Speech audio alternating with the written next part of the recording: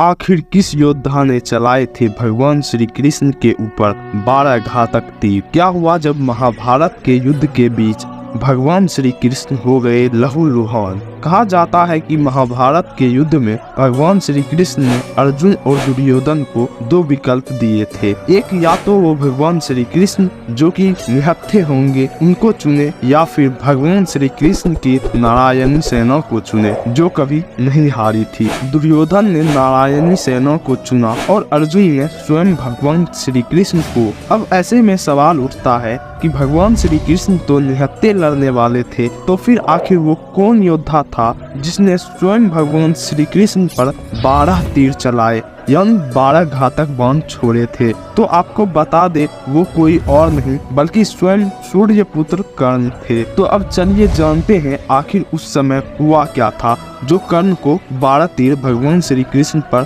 छोड़ने पड़े। ये बात थी युद्ध के 17वें दिन की, जब कर्ण और अर्जुन आमने सामने थे। दोनों के बीच भयंकर युद्ध हो रहा था। दोनों योद्धा एक दूसरे पर कई सारी असीम शक्तियों का प्रयोग कर रहे थे, कई सारे घातक बाण चला रहे थे। कर्ण की रणनीति यही थी कि वो अर्जुन को खत्म करना चाहते थे और अर्जुन यह चाहते थे कि वह कर्ण का खात्मा कर दे, क्योंकि दोनों में बचपन से ही प्रतिस्पर्धा थी। दोनों ही एक दूसरे को सर्वश्रेष्ठ धनुर्धर मानते थे। फिर वो समय भी नजदीक आ गया जब कर्ण ने अर्जुन को हराने के लिए सर्प बाण चलाने का निर्णय लिया। इस बाण को कर्ण ने कई वर्षों से अर्जुन पर प्रहार करने के लिए रखा हुआ था। वास्तव में ये बाण पाताल लोक में अश्वसेन नाम का एक नाग था जो अर्जुन का परम शत्रु था, और उसकी शत्रुता का मुख्य कारण था खांडव वन। खांडव वन में अर्जुन ने उसके पूरे घर को उजाड़ दिया था और सर्प जो रह रहे थे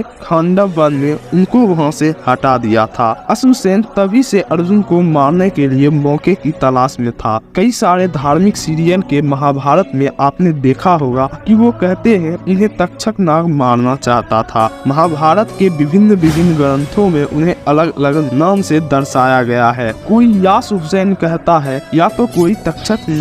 और मुख्य युद्ध के तौर पर अश्वसेन ने पहले ही कर्ण के बाण को चुन लिया था, क्योंकि वो जानते थे कि सिर्फ और सिर्फ कर्ण ही अर्जुन को मार सकते हैं। वो मौके की तलाश में थे। कर्ण को सर्प बाण का प्रयोग करते देख अश्वसेन खुद उनके बाण पर जाकर विराजित हो गया। कर्ण ने अर्जुन पर तीर का निशाना चलाया। अर्जुन बाण का रूप धारण किए नाग को पहचान नहीं पाए, जबकि अर्जुन का रथ चला रहे उनके सारथी भगवान श्री कृष्ण ने अश्वसेन को तत्काल ही पहचान लिया और अर्जुन के प्राण की रक्षा के लिए भगवान श्री कृष्ण ने अपने पैरों से रथ को भूमि में धंसा दिया। रथ का पहिया जमीन में धंस गया। घोड़े बैठ गए थे और तीर अर्जुन के गले की बजाय उसके मस्तक यानी कि उसके मुकुट को फेर कर धरती पर जा गिरा। इस तरह भगवान श्री कृष्ण ने अर्जुन को बचा लिया। अर्जुन और भगवान श्री कृष्ण रथ के धंसे पहिए को निकालने के लिए नीचे उतरे। तभी मौका देखकर